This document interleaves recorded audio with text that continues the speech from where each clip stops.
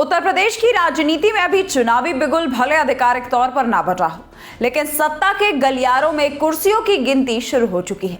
2027 विधानसभा चुनाव में अभी करीब 11 महीने बाकी है, मगर समाजवादी पार्टी और कांग्रेस के बीच सीट बंटवारे को लेकर के अंदर खाने जो खींचातान चल रही है, उसने इंडिया गठबंधन की एकता पर ही सवाल खड़े कर दिए। नमस्कार, मेरा नाम गरिमा त्रिपाठी और आप देख रहे हैं क्लियर कट। आपका क्लियर कट में बहुत बहुत स्वागत है।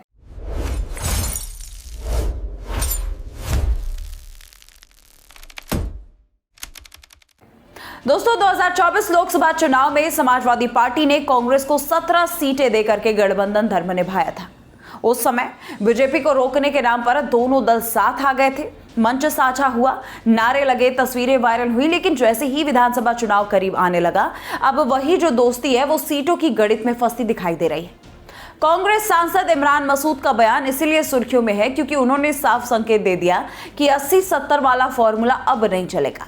यानी कांग्रेस अब सिर्फ सहयोग की भूमिका में नहीं रहना चाहती, बल्कि यूपी में अपनी खोई हुई जमीन वापस लेने की बड़ी हिस्सेदारी मांग रही है। असल सवाल यह है कि क्या समाजवादी पार्टी कांग्रेस को 200 सीटें देने को तैयार होगी? राजनीतिक जानकार मानते हैं कि यह लगभग असंभव मांग है, क्योंकि जिस समाजवादी पार्टी ने 2022 में खुद को बीजेपी के मुकाबले मुख्य विपक्ष के रूप में स्थापित किया, वो इतनी बड़ी संख्या में सीटें छोड़ करके अपने संगठन को कमजोर करने का जोखिम शायद ही उठाए। अखिलेश यादव की राजनीति इस समय मुख्य चेहरा बनने की है, जबकि कांग्रेस यूपी में खुद को फिर से जिंदा साबित करने की लड़ाई लड़ रही है। ऐसे में दोनों दलों की जरूरतें अलग अलग हैं और यही गठबंधन की सबसे बड़ी कमजोरी बन सकती है। दिलचस्प बात यह है दोस्तों कि कांग्रेस नेताओं की मायावती से मुलाकात की कोशिश ने राजनीतिक गलियारों में नई चर्चाएं छेड़ दी हैं।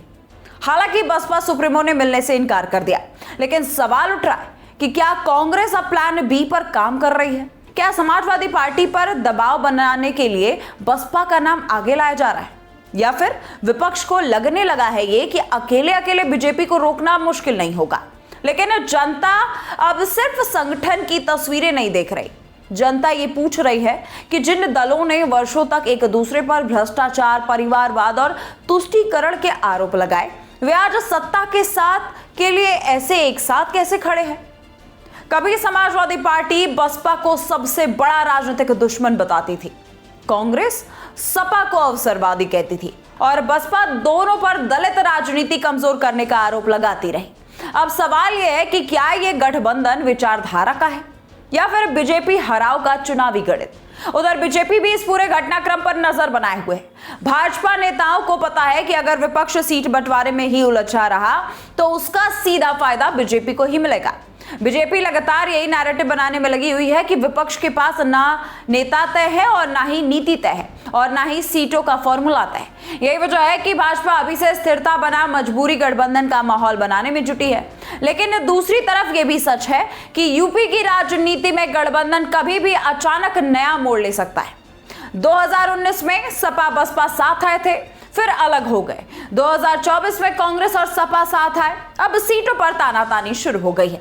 यानी उत्तर प्रदेश की राजनीति में दोस्ती स्थायी नहीं होती, सिर्फ समीकरण स्थायी होते हैं। सबसे बड़ा सवाल आखिर जनता का है। क्या जनता जातीय समीकरणों और सीटों के इस खेल से ऊपर उठ करके विकास, रोजगार, कानून व्यवस्था और महंगाई पर वोट करेगी, या फिर 2027 का चुनाव भी सिर्फ गठबंधन, जातीय गणित और सत्ता की रणनीति बन करके ही रह जाएगा?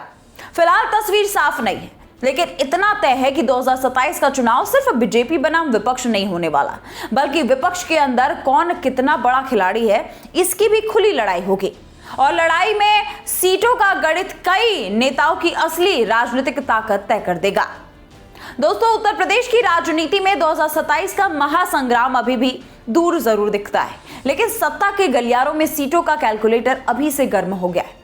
दिल्ली में इंडिया गठबंधन के नेता मंच साझा कर रहे हैं, कैमरे के सामने मुस्कुरा रहे हैं, संविधान बचाओ और लोकतंत्र बचाओ के नारे लगाए जा रहे हैं। लेकिन जैसे ही बात उत्तर प्रदेश की आती है, गठबंधन की असली तस्वीरें बाहर आने लगती हैं। कांग्रेस सांसद इमरान मसूद का बयान इस समय राजनीतिक गलियारों में तूफान खड़ा कर रहा है। उन्होंने साफ संकेत दे दिया है कि 2024 लोकसभा चुनाव वाला 80-17 फॉर्मूला अब स्वीकार नहीं होगा। कांग्रेस 2027 विधानसभा चुनाव में 200 सीटों की दावेदारी चाहती है। यानी दोस्तों, जो कांग्रेस यूपी में कई चुनाव से 2 अंकों में सीटें नहीं ले पा रही थी, वो अब सीधे 200 सीटों की मांग कर रही है। राजनीति में आत्मविश्वास अच्छी बात है, लेकिन बिना जमीन के महल खड़े करना शायद इंडिया गठबंधन की नई रणनीति बन चुकी है। असल समस्या यही है कि इंडिया गठबंधन मंच पर जितना मजबूत दिखता है, जमीन पर उतना ही बिखरा हुआ दिखाई देता है। दिल्ली में साथ है तो बंगाल में अलग, पंजाब में आमने सामने, केरल में सीधी इनकी लड़ाई है, बिहार में सीटों पर घमासान और यूपी में अब समाजवादी पार्टी कांग्रेस के बीच खींचातान खुल करके सामने आने लगा है। समाजवादी पार्टी खुद को उत्तर प्रदेश में बीजेपी का मुख्य मुकाबला मानती है। अखिलेश यादव जानते हैं कि 2024 लोकसभा चुनाव में गठबंधन फायदा जरूर मिलेगा, लेकिन विधानसभा चुनाव लोकसभा से बिल्कुल अलग होते हैं। लोकसभा में चेहरे मोदी होते हैं, लेकिन जब विधानसभा की बात आती है तो विधानसभा में उम्मीदवार, जातीय समीकरण और बूथ नेटवर्क ज्यादा अहम होते हैं। यही कांग्रेस कमजोर पड़ती दिखाई देती है।